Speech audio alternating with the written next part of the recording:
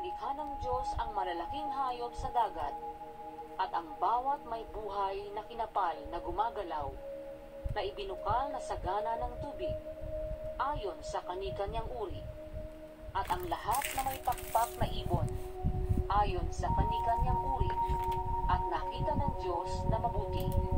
Yun. Nilikha ng Diyos ang malalaking hayop sa dagat. Kung ang pinakamalaking hayop sa dagat ang pag-uusapan, blue whale na umaabot ang haba hanggang 100 feet at tumitimbang ng up to 200 tons, pero nabuhay ang mga ito sa kasalukuyang panahon kung ating ikukumpara sa geologic time scale.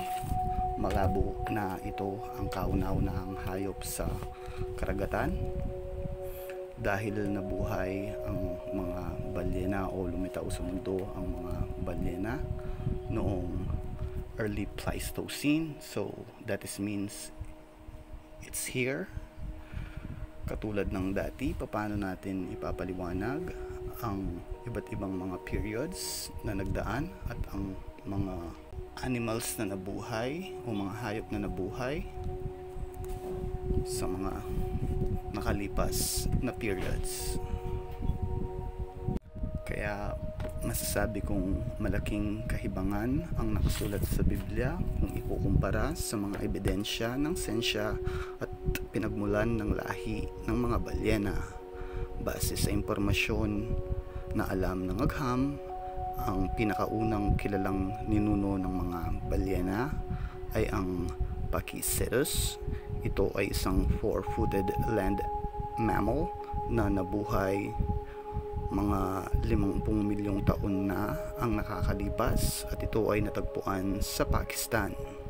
Ang ninuno ng mga balyena ay mga mammal na nanirahan sa lupa at nagpasyang manirahan sa tubig dahil sa kombinasyon ng mga salik kabilang ang paghahanap ng kanlungan mula sa mga mandaragit o predator sa kalupaan, paghahanap ng masaganang mapagkukunan ng pagkain at pagbabago ng klima.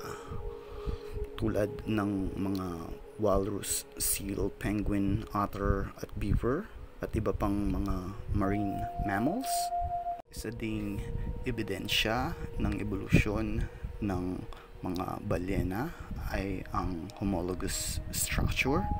Ang homologous na struktura ay mga bahagi ng katawan na magkakatulad sa iba't ibang mga hayop o organismo dahil galing sila sa isang ninuno or they share the same common ancestor. Halimbawa, ang mga kamay ng tao, paa ng pusa, flipper ng balyena, pakpak ng paniki at marami pang iba. Kung ating papansinin, magkakapareho ang bilang ng kanilang mga buto dahil pareho sila ng pinagmulang ninuno. Kung ang pag-uusapan naman ang kauna-unahang isda, sila ay nabuhay noong around 530 million years ago sa panahon na tinatawag na Cambrian explosion. Ito ay maliit na jawless at armored na mga isda. Ang halimbawa nito ay ang mga hindi ko kayang bigkasin, Hycochitylus, Mylocomengtia at Metas virginia. And I am sure that I butcher the pronunciation right there, pero sa totoo lang nakakawalang ganang basahin ang lumang tipan dahil sa mga laman nitong walang kabuluhan, pero kailangan kong gawin ito dahil hindi ituturo ng education system ng Pilipinas dahil pinangangalagaan nila ang greatest scam of all time at ang pinaka makapangyarihang tool para kontrolin at para mapadali ang korupsyon. Tinatawag nila itong predatory governance. Kakalungkot isipin na ang mga Pilipino ang pinaka-bobo pagdating sa hagham sa buong mundo. Pero at least may improvement. Last 2022, tayo na ang pangatlo sa pinakatanga.